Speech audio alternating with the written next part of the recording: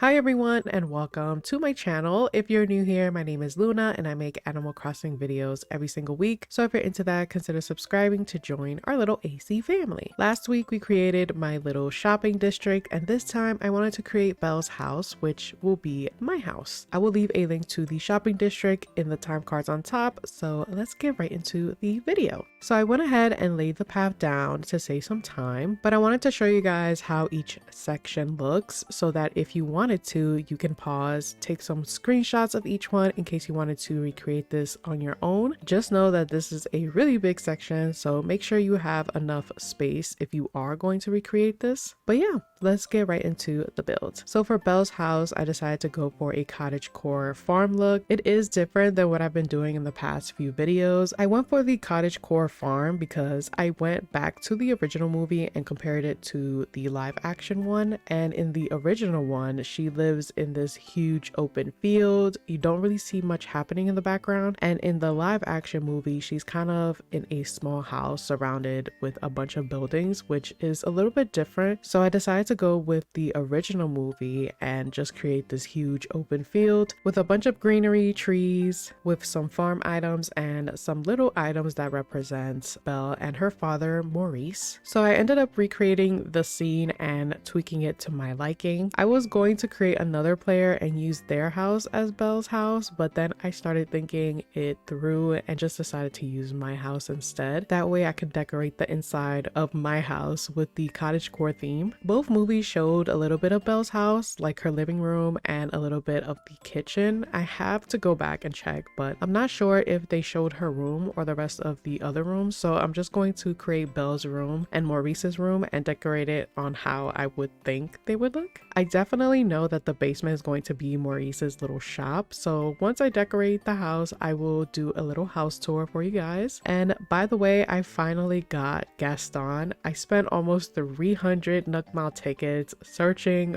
for the villagers that I talked about in my last video. It was so hard because none of them were showing up and I was getting a bunch of repeats. A trick I learned while I was villager hunting: if you're getting a lot of repeat villagers, just exit the game and time travel back and forth with the time, not the date, and log back in. I've done that a couple of times and it does get rid of the repeats. I think one point in time, I forgot who said this, but they said if you do a reaction to Orville before you take off and he blushes, that you're going to get a good villager. And I've tried that trick too and it does not work at all. I think it does the opposite and gives you a terrible villager. But if you've done that trick and it works, let me know because I feel like it doesn't work for me at all. But yeah, in this build, I definitely started using a lot of new items that I haven't used before, and I made sure to use one of the horse items as Philippe until I get Elmer. I feel like out of all of the horses in this game, Elmer kind of resembles Philippe the most, and I really want Elmer. I think he's so cute, but for now, I'll just use the horse. Another villager that I want, and I don't think he resembles anyone from the movie, I just think he looks like someone the Beast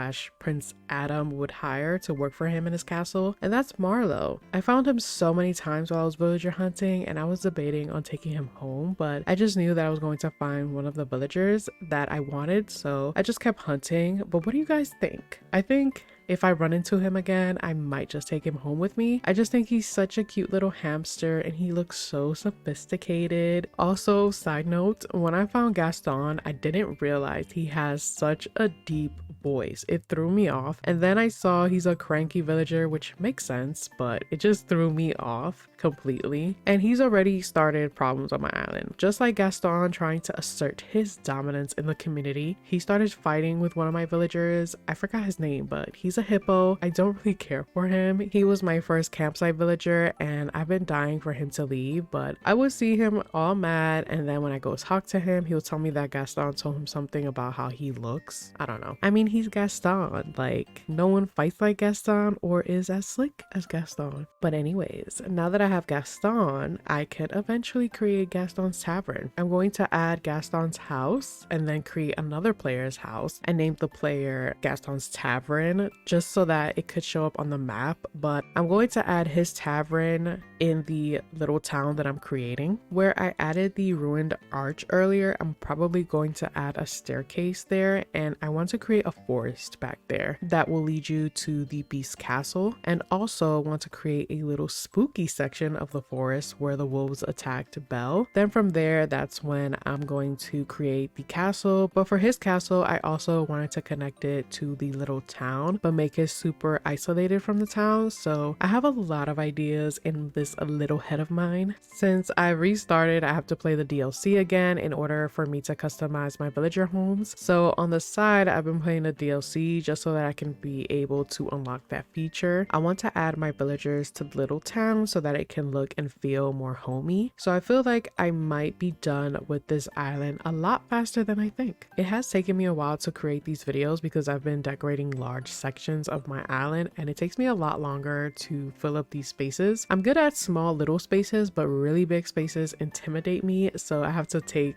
them section by section. As you see here, each section is separated yet connected with the dirt path. I also customized my house to fit Belle's house, and honestly in the original movie her house looks just like the default house that we get in the game, but I don't like that color very much, so I ended up changing it to this brown color, which I think fits the area a lot better. For the lower section of this build, I wasn't too sure what to add here because for the other parts of this build, I did create little sections where Belle could probably go to sit down and read. And so I thought to myself, maybe I should just create like a little farming section since I have so many veggies from Leaf. So this little section is the only section of my whole island that will have the built-in paths. I don't like using the paths that they give you in the game because it shows up on your map, and if you use so many of them, it just looks like little spots. So personally, I'm not a fan of them, but I like how it looks in the back. I made sure to add the well that you see in the background of the movie when she walks out of her house and heads over to the little town, and I'm just filling it up with some veggies that I grew. The tomatoes look so plump and juicy for no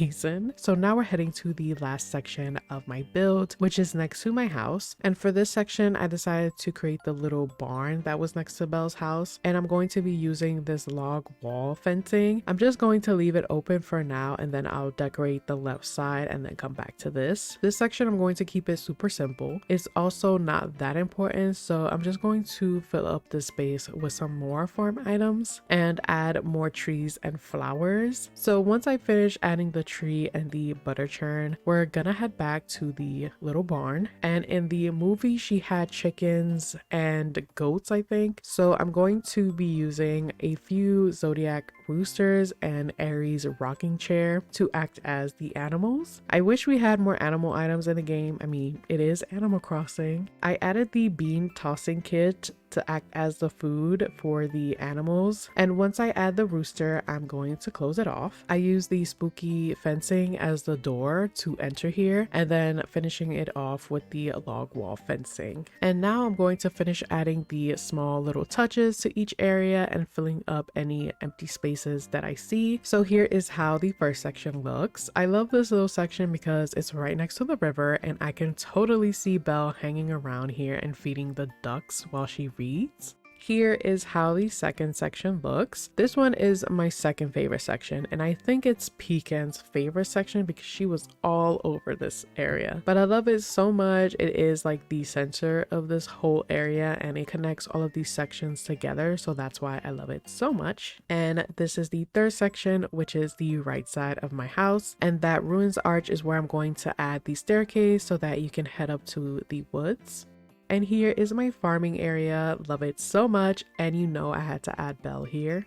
And here is the last section of this whole build, which is my favorite area of this whole build. And I almost forgot that we have the zodiac roosters because it just brings this whole area together so nicely. But yeah, thank you all so much for watching. If you enjoyed the video or found it helpful, let me know by hitting the like button. And if you want to see more videos like this, consider subscribing to join our little AC family. I do post weekly. I kind of been slacking a little bit lately because I've been taking my sweet old time decorating, but make sure you have your post notifications on so you don't miss out on any videos. I love you all so much. Take care, and I'll see you guys in the next video. Bye.